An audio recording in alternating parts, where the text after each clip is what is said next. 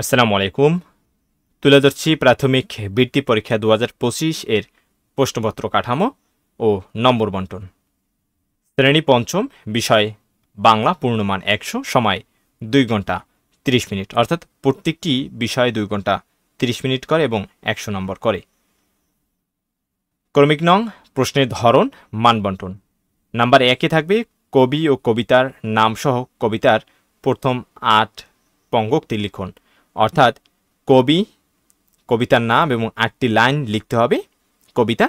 এখানে মোট 10 নম্বর, অর্থাৎ কবির নামে 1 নম্বর, কবিতার নামে 1 নম্বর এবং 8টি লাইনে 8 নম্বর, মোট 10 নম্বর। নাম্বার 2-এ থাকবে শব্দার্থ লিখুন 5টিতে 5 নম্বর, অর্থাৎ এখানে কোনো অতিরিক্ত কোনো প্রশ্ন থাকবে না, তোমাকে কোশ্চেনে যা দেয়া থাকবে তারই সম্পূর্ণ অ্যান্সার করতে হবে। নাম্বার 3-এ থাকবে বাক্য গঠন 5টিতে 5 নম্বর।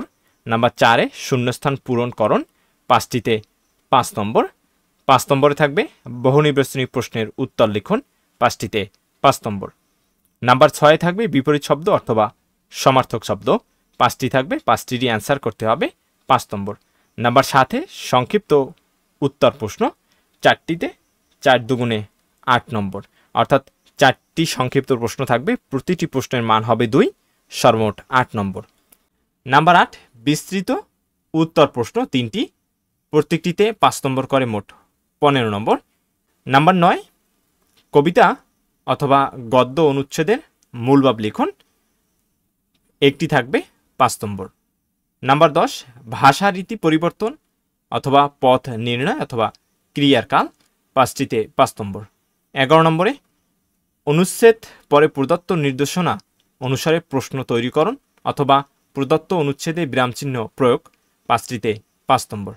12 নম্বরে যুক্তবর্ণ বিভাজন ও শব্দ গঠন 5টিতে 5 নম্বর।